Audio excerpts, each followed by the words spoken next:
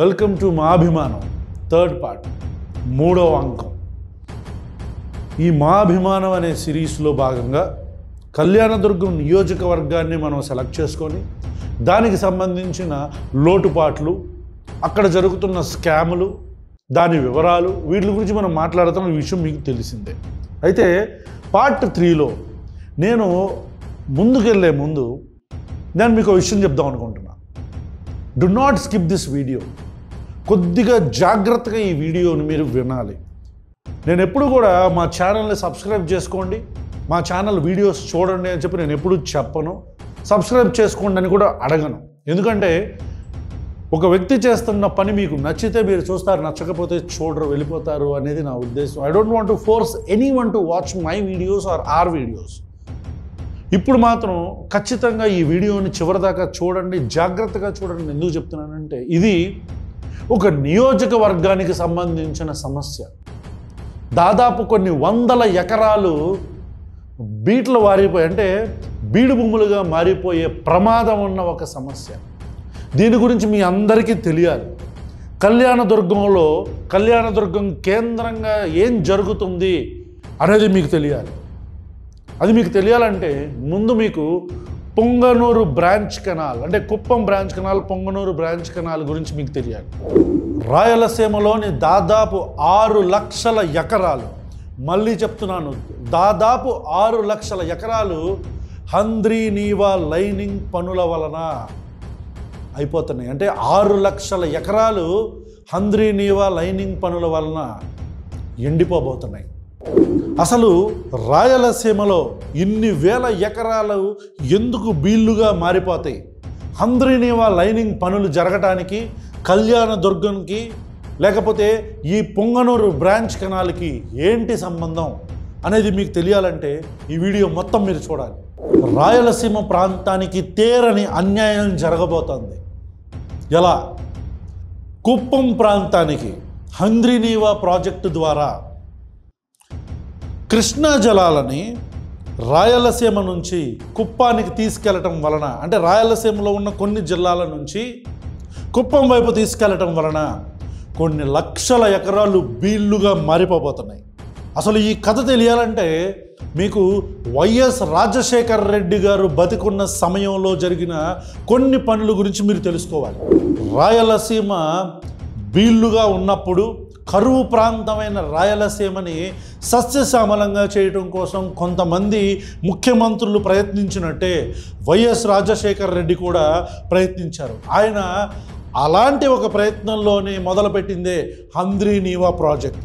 ఈ హంద్రీనీవా ప్రాజెక్ట్ ఆయన ఉన్నప్పుడు దాదాపు 90% కంప్లీట్ అయింది. కాలువలో నుంచి నీరు వెళుతున్నప్పుడు, అంటే ప్రవహించేటప్పుడు ఎంతో కొంత భూమిలోకి ఇంకుతాయి. ఈ విషయం మీకు తెలిసిందే. అలా ఇంకటం వల్ల చుట్టుపక్కల ఉన్న బోరుబావుల్లో కావచ్చు, చెరువుల్లో కావచ్చు భూగర్భ జలాలు నిండుతాయి. దీనితో ఆ పర్టికులర్ జిల్లాల్లో ఉన్న పంటలన్నీ కూడా చక్కగా పండుతాయి. ఇలా హంద్రీనీవా ప్రాజెక్టు దాదాపు 90% వైఎస్ రాజశేఖర రెడ్డి గారి హయాంలో కంప్లీట్ అవటం వలన ఈ ఉద్యాన పంటలు కావచ్చు చక్కగా విస్తరించాయి. ఆ తర్వాత జగన్మోహన్ రెడ్డి గారు అధికారంలోకి వచ్చిన తర్వాత హంద్రీనీవా యొక్క ప్రాజెక్టు అనుమతుల్ని పెంచారు. అంటే 83 TMCలకి హంద్రీనీవా కెపాసిటీని పెంచారు. అలా పెంచుతూ ఆయన అమలు చేసిన జీవో కావచ్చు, ఇవి కావచ్చు, ఎన్నికల కోడ్ ఆ టైంలో అమలులో ఉండటం వలన ఆ పనులు ముందుకెళ్ళలేదు. అయితే కూటమి ప్రభుత్వం రాగానే ఆ పనులను రద్దు చేసింది. అయితే సడన్గా కూటమి ప్రభుత్వం నుంచి ఒక ప్రతిపాదన వచ్చింది. ఏంటి ఆ ప్రతిపాదన అంటే కుప్పం, అంటే పొంగనూరు బ్రాంచ్ కెనాల్ వైపు లైనింగ్ పనులు మొదలు పెట్టాలి, పొంగనూరు బ్రాంచ్ కెనాల్ దగ్గర లైనింగ్ పనులు మొదలు పెట్టాలి అని ఇప్పుడున్న కూటమి ప్రభుత్వం నిర్ణయం తీసుకుంది. ఒకవేళ ఈ లైనింగ్ పనులు మొదలు పెడితే ఏమవుతుంది అంటే భూగర్భ జలాలలోకి నీళ్లు ఇంకవు. లైనింగ్ జరిగితే నీళ్లు ఇంకకపోతే ఏమవుతుంది? ఆ దారిలో ఉన్న రాయలసీమ కరువు ప్రాంతాల్లో ఏదైతే నీరు ఇంకుతూ హంద్రీనీవా ప్రాజెక్ట్ ద్వారా నీరు ఇంకుతూ అక్కడ ఉన్న పంట పొలాలకి ఆ భూగర్భ జలాలు నిండి అక్కడ ఉన్న లక్షల ఎకరాలు బీళ్లుగా మారతాయి.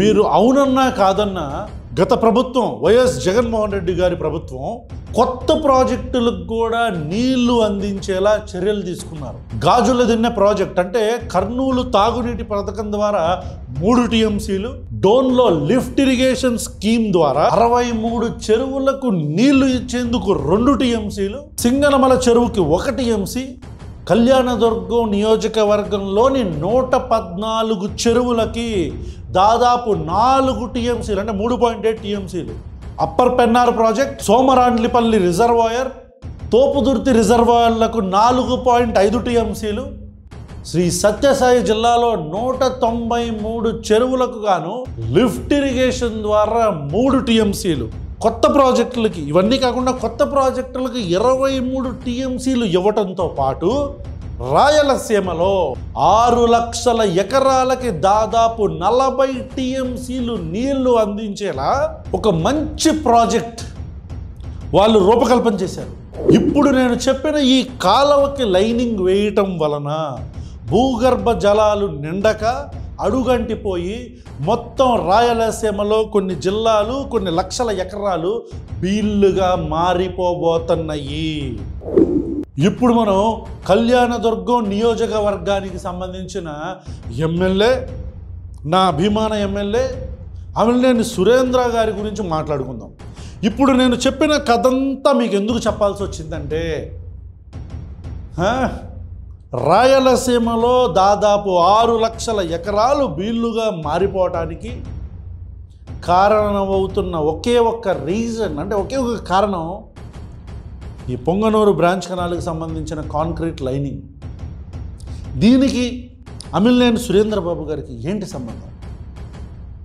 ఈ కాంక్రీట్ పనులకి ఎమ్మెల్యే సురేంద్ర గారికి కళ్యాణదుర్గం నియోజకవర్గానికి ఏంటి సంబంధం అంటే, ఈ కాంక్రీట్ పనులు చేస్తున్నది, ఈ లైనింగ్ పనులు చేస్తున్నది ఎమ్మెల్యే సురేంద్రబాబు గారి కంపెనీ అయిన ఎస్ఆర్సి ఇన్ఫ్రానే. ఓకే, ఒక కంపెనీ, అలాంటి ఎస్ఆర్సి ఇన్ఫ్రా ఒక కంపెనీగా వీళ్ళు ఒక ప్రాజెక్ట్ చేయడంలో తప్పేముంది? ఏముంది? తప్పేం లేదు. కాకపోతే ఎమ్మెల్యే సురేంద్ర గారు అసలు కళ్యాణదుర్గం నియోజకవర్గానికి వచ్చింది ఏమి చెప్పి భైరవాని తిప్ప ప్రాజెక్ట్ కంప్లీట్ చేస్తానని గుర్తొచ్చిందా? భైరవాని తిప్ప ప్రాజెక్ట్ 2018 114 చెరువులు, జీడిపల్లి రిజర్వాయర్ నుంచి భైరవాని తిప్ప దాకా దాదాపు 20,000 ఎకరాల ఆయకట్టు, 968 కోట్ల టెండర్. 6 సంవత్సరాలుగా పనులు ఎందుకు జరగలేదు? 6 సంవత్సరాలుగా పనులు ఎందుకు జరగలేదు? 2018లో మొదలుపెట్టిన ఈ భైరవాని తిప్ప ప్రాజెక్ట్ 6 సంవత్సరాలుగా పనులు ఎందుకు జరగలేదు? ఈ పనులు జరగకపోవటానికి ఎమ్మెల్యే గారికి ఏంటి సంబంధం అని ఒకవేళ మీరు అనుకుంటే, ఈ పనులు, ఈ భైరవాని తిప్ప ప్రాజెక్టును కూడా సంపాదించుకున్నది కళ్యాణదుర్గం ఎమ్మెల్యే అయిన సురేంద్రబాబు గారి సొంత కంపెనీ అయిన ఎస్ఆర్సి ఇన్ఫ్రా. అటువైపు కాంక్రీట్ లైనింగ్కి ఎప్పుడో 2018లో మొదలైన భైరవాని తిప్ప ప్రాజెక్ట్ ఇంకా కంప్లీట్ అవ్వదు. కూటమి ప్రభుత్వం వచ్చినాక మొదలవుతున్న ఈ లైనింగ్ పనులు మాత్రం ఇప్పుడు మొదలైపోతాయి. 2018లో ఉన్న భైరవాని తిప్ప ప్రాజెక్టు కంప్లీట్ అయితే దాదాపు ఇందాకేం చెప్పాను, 114 చెరువులు, 20,000 ఎకరాలు సస్యశ్యామలం అయిపోతాయి రాయలసీమ జిల్లాలో. కానీ దాన్ని పక్కన పెట్టి ఈ ఎస్ఆర్సి ఇన్ఫ్రా అయిన సురేంద్రబాబు గారి కంపెనీ దాని మీద ఎందుకు కాన్సన్ట్రేట్ చేస్తున్నారు? 2018 నుంచి 2025 దాకా దాదాపు 6 నుంచి 7 సంవత్సరాలైనా సరే కేవలం 10% పనులు కూడా ఎందుకు చేయలేదు? ఎందుకు చేయలేదు? జగన్మోహన్ 2018లోనేమో చంద్రబాబు నాయుడు గారి ప్రభుత్వం ఉంది, ప్రాజెక్ట్ ఓకే అయింది, ప్రాజెక్టుకి ఏనే శాంక్షన్ చేయించుకున్నాను మంచిగా, ఏనే కాంట్రాక్టు, ఎనిమిది ఎస్ఆర్సి ఇన్ఫ్రానే కాంట్రాక్ట్లో ఉంది, బాగుంది, అంతా ఓకే, కంప్లీట్ చేస్తే అయిపోయేదిగా. కానీ 10% కూడా అవ్వకుండా 9.6% పనులు అవ్వటం వలన జగన్మోహన్ రెడ్డి గారి ప్రభుత్వం వచ్చిన తర్వాత రివర్స్ టెండరింగ్ అనే పేరు మీకు గుర్తుందా?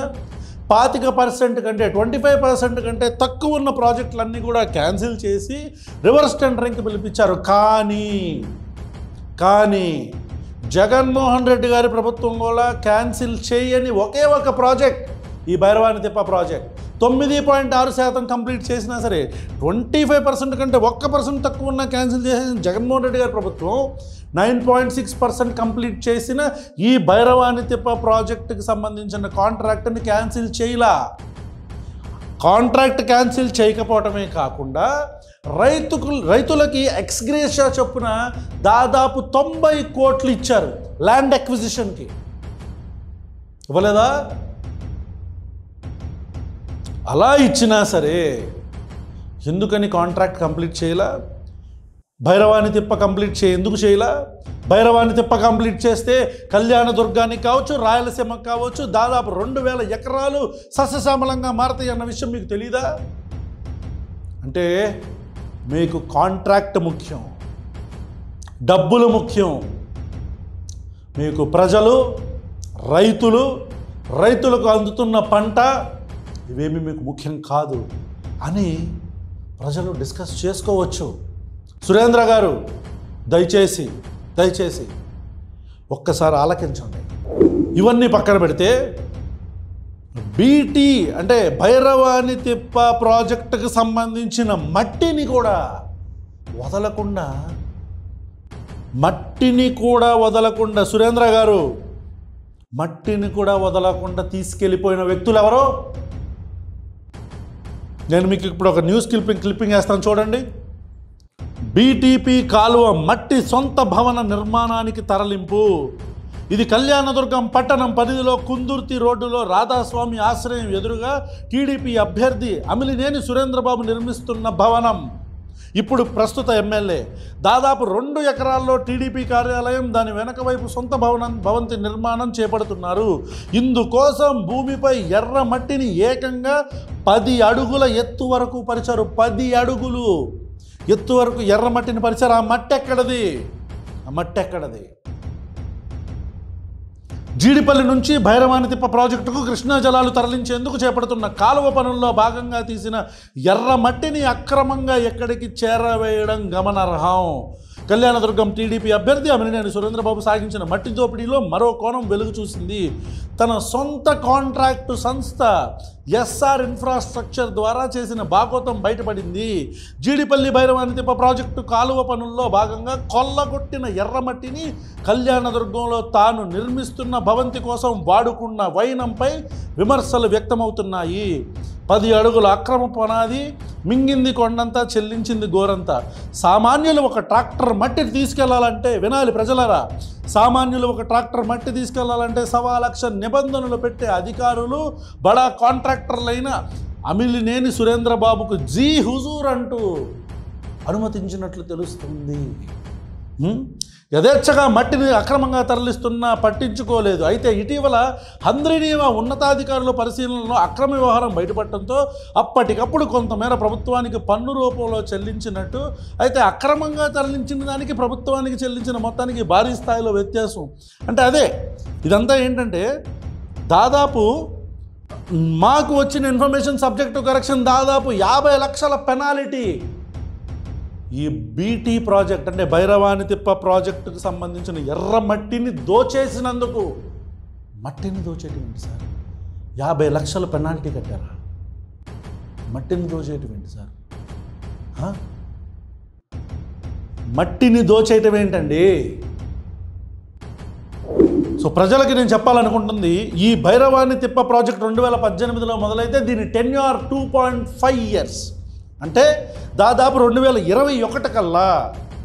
ఎంత కాదనుకున్నా పోనీ నేచర్కి సంబంధించి, ప్రకృతికి సంబంధించిన వర్షమో ఇంకోటో ఏదన్నా వేసుకున్నా కెలామిటీస్ ఇవన్నీ చూసుకున్నా సరే, మిస్లేనియస్ అంతా తీసేసినా సరే దాదాపు 3 సంవత్సరాలు అయిపోయినా 18 to 19, 19 to 20, 20 to 21, 2021 కల్లా కంప్లీట్ అవ్వాల్సిన ఈ భైరవాని తిప్ప ప్రాజెక్టు ఎందుకు కంప్లీట్ అవ్వలేదు? రైతులకు ఇవ్వాల్సిన ఎక్స్గ్రేషియా వచ్చేసింది, మీకు కావలసిన మట్టి వచ్చేసింది, మీరు మళ్ళీ వేరే ప్రాజెక్టుకి వెళ్ళారు. అక్కడికి వెళ్ళి హంద్రీనివాకి సంబంధించిన లైనింగ్ పనులన్నీ మళ్ళీ మనం కంప్లీట్ చేసుకుంటున్నాం పొంగనూరు బ్రాంచ్ కెనాల్కి సంబంధించి. మరి ఈ భైరవాన్ని తిప్ప ప్రాజెక్టు ఎందుకు కంప్లీట్ అవ్వట్లేదండి? దీనికి సమాధానం మీరు చెప్పాలి. ప్రజలారా, ఇప్పుడు వచ్చిన కొత్త ఇన్ఫర్మేషన్ ఏంటంటే, ఇది సబ్జెక్టెడ్ టు కరెక్షన్ అని కూడా నేను అనను, కానీ this is just speculated information. ఈ భైరవాన్ని తిప్ప ప్రాజెక్టుకి రిలీజ్ చేసిన నిధులు కావచ్చు, లేకపోతే టెండర్ కావచ్చు, ఇప్పుడు పూర్తిగా క్యాన్సిల్ చేసి కొత్తగా ఇంకో కొత్త ప్రాజెక్టు 2000 ఎకరాలకు, అప్పుడు 900 చిల్లర కోట్లు కదా, ఇప్పుడు 2000 కోట్లకి మళ్ళీ కొత్త టెండర్ పిలుద్దాము, లేకపోతే దానికోసం అప్రూవల్ తీసుకుందాం ప్రభుత్వం నుంచి అని కొంతమంది ఆలోచిస్తున్నారంట. ఎమ్మెల్యే సురేంద్ర బాబు గారు అనుకున్నారు, మీరు ఆయన అసలు కాదు. ఓకేనా? దీంతో పాటు సురేంద్ర గారు మాకు కొన్ని ప్రశ్నలు ఉన్నాయండి. క్వశ్చన్ నెంబర్ 1, సార్ ఇప్పుడు భైరవాన్ని తిప్ప ప్రాజెక్టు నా సొంత నిధులతో చేస్తాను అని మీరన్న బైట్స్ ఇంకా ఆన్లైన్లో ఉన్నాయండి. సొంత నిధులతో చేస్తాను అన్నారు కదా. భైరవాన్ని తిప్ప ప్రాజెక్టు కంప్లీట్ అవ్వకపోవడానికి ఎగ్జాంపుల్ రీజన్స్ కింద ప్రభుత్వం నిధులు చెల్లించలేదు అని అనుకుందాం. మీ నిధులతో చేస్తానన్నారు, ఎందుకు చేయట్లా? దాన్ని వదిలేసి రెండో ప్రశ్న, ఇప్పుడు కొత్తగా పొంగనూరు బ్రాంచ్ కెనాల్ లైనింగ్ ఎందుకు వేస్తున్నారు? మూడో ప్రశ్న, ఈ లైనింగ్ వేస్తే మీ నియోజకవర్గంతో పాటు రాయలసీమలో దాదాపు 6 లక్షల ఎకరాలు బీళ్లుగా మారతాయి అన్న విషయం మీకు తెలీదా? అట్లీస్ట్ నీళ్లు పూర్తి స్కేర్సిటీలో ఉంటుంది అన్న విషయం మీకు తెలీదా? ఇవన్నీ తెలిసిన నాలుగో ప్రశ్న, ఈ మట్టిని తీసుకెళ్ళినందుకు మీరు పెనాల్టీ కట్టడం అనేది వాస్తవం కాదా? మీరు అంటే ఎస్ఆర్సి ఇన్ఫ్రా గురించి మాట్లాడుతున్నా. ఇక ఐదోది ప్రశ్న కాదండి, ఛాలెంజ్. ఒకవేళ సురేంద్ర గారు, this is an open challenge from the team of ప్రశ్న to the MLA of Kalyanadurgam mister Amilineni Surendra గారు. సార్, భైరవాన్ని తిప్ప ప్రాజెక్టుకి మీరు ఒక్క చుక్క నీరు కూడా తీసుకురారు. ఇది మా ఛాలెంజ్. దీనికి ఎందుకు మేము చెప్తున్నాం ఇంత గట్టిగా అంటే, లైనింగ్ ఒకవేళ కంప్లీట్ అయిపోతే బ్రాంచ్ కెనాల్కి కుప్పానికి నీళ్లు వెళ్ళే ప్రాసెస్లో కాంక్రీట్ ఉంటే కింద నీళ్లు రాయలసీమ జిల్లాల్లో అడుగంటి భూగర్భ జలాలు ఎలా నిండుతాయి? భైరవాన్ని తిప్పకి లిఫ్ట్ ఇరిగేషన్లో నీళ్ళు ఎలా వస్తాయి? So it's an open challenge to Surendra గారు. మీరు భైరవాన్ని తిప్ప ప్రాజెక్టు 2029 లోపు కంప్లీట్ చేసి ఒకవేళ దానికి నీళ్లు తీసుకురాగలిగితే ఇదే ప్రశ్నలో మీకు సత్కారం చేస్తాం. It's an open challenge. మీకు సత్కారం చేస్తాం, ఫెలిసిటేట్ చేస్తాం మిమ్మల్ని. It's an open challenge. మళ్ళీ చెప్తున్నా, భైరవాన్ని తిప్ప ప్రాజెక్టు మీరు కంప్లీట్ చేసి 2029, 3.5 సంవత్సరాలు కాదు, 2.5 సంవత్సరాలు కాదు, 18 నుంచి 29, 11 సంవత్సరాల్లో మీరు కంప్లీట్ చేసి దానికి నీళ్లు తీసుకొస్తే సన్మానం చేసి బ్యాంక్ సల్యూట్ కొడతాం.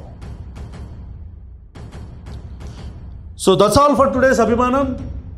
సురేంద్ర గారు, ప్రశ్న వ్యూవర్స్, ఎపిసోడ్స్ ఇక్కడతో అవ్వలేదు.